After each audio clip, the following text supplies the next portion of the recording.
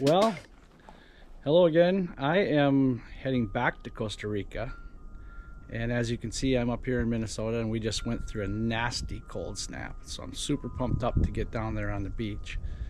Anyway, this video is going to talk about some of the tackle I'm going to bring along and the gear I'm going to take with.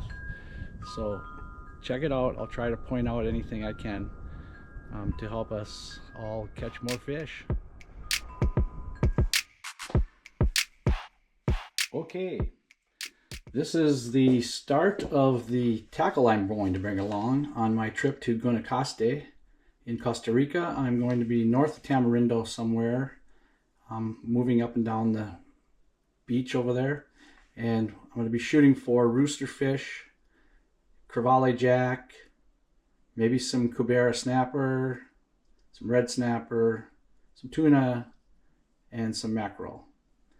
And I may have forgotten something, but anyway, to start with, I'm going to be using this Daiwa BG 4500, and I'm going to load it up with 30-pound Daiwa braid J8, and then the leader for that, I'm going to be using a 40-pound Cigar Blue, and then for my other reel, I'm going to be using a Shimano Sedona.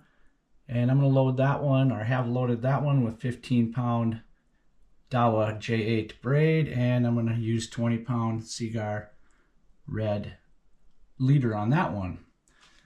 And then I've been using this stuff lately to, it goes around your knot when you do your Alberto knot or your FG knot or whatever you use. So this kind of makes like a little skim, like a skin on the knot, so to speak, and it makes it slide through the guides really a lot better. But keep in mind that your guide tip especially needs to be wide enough, because the knots with this big of fluorocarbon, or especially this big, I don't care how good a knot tire you are and how nice and sleek they are, it's still a pretty good size wad going through there, as streamlined as it is. But this really helps. So it dries really quick in the sun, so I think it's really cool. And then of course I got my hook remover, and then my little pliers with the split ring end on it, and then the jaw grabber. And then these things are awesome because they go on my belt, which I'm going to show you next. And then of course I got a sharp scissors and some tape, because I love bringing tape along. It's kind of what I do. I don't know why. People ask me, why do you need tape? Sometimes it comes in handy, right? Anyway, to start over here, I got a couple of 1-ounce bucktails, and then I have a bunch of jigs. I just threw a few out. These are 3/4 ounce and 1/2 ounce. And then I got the barrel sinkers that go on the casting lures.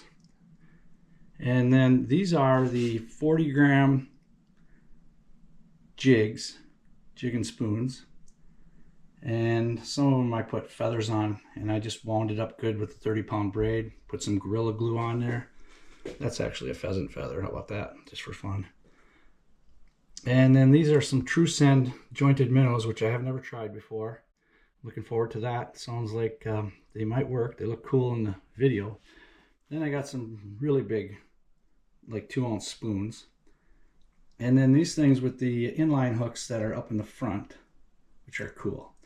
I didn't mention that I switched out all of my trebles and went with inline hooks on these. So I took all these treble hooks off.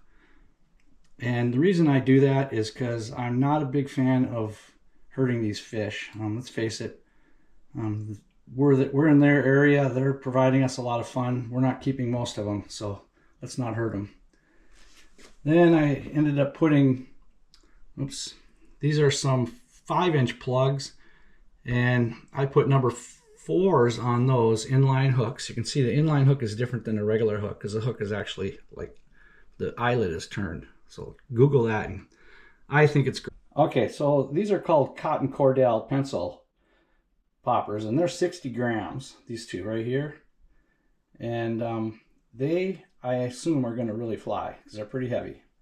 And so those are the ones I'm going to use on that Daiwa 4500 when we're out in the kayak, or when we're in a charter boat. Then this is some of the plastics I'm going to put on those jigs. I got a feeling these gulp minnows are really going to do good.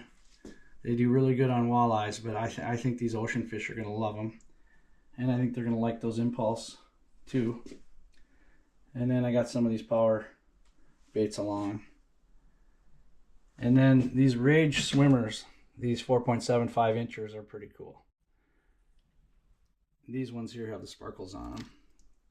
And then of course I got over here the stuff that I would use when I'm using chunks of bait or live bait on the big circle hooks.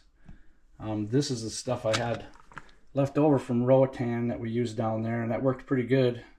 Little crabs and shrimp. These actually have hooks in them, and they were pretty cool. They're gulp. And then I had this left over from Roatan also, and I think I'm going to scent up these plastics with that. Hello. Now I'd like to just tell you about this little thing I made up just for sticking this into the beach. And then it's PVC, and I put a coupling on there like that and a ground on it, and it goes into there. And then you need a 2.5 inch bolt and a lock nut on the end, or a wing nut would be great. And then it just goes like this, and it sits right on the beach just like that.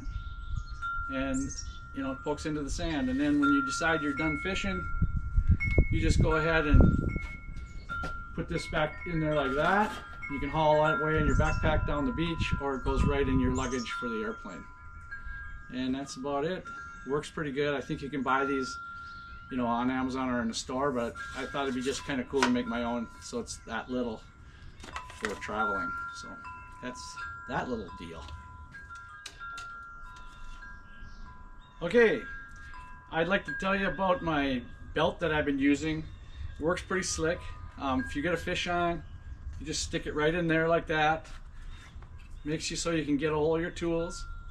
Keep my tool there. And then the jaws of, I call it the jaws of life, jaw grabber there. And that way you got both hands free and your rod is right there. So that's how that thing works. I really like it a lot, and you'll be able to see the picture on the screen.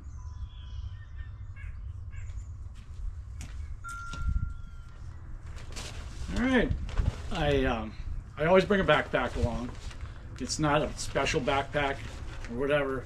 It's just super handy, and I can fit all that tackle in there in that green box that I have, as well as the plastics and my water bottle. And I shove my my rod holder for the beach in there. So I mean, a backpack is key to have when you're cruising down the beach.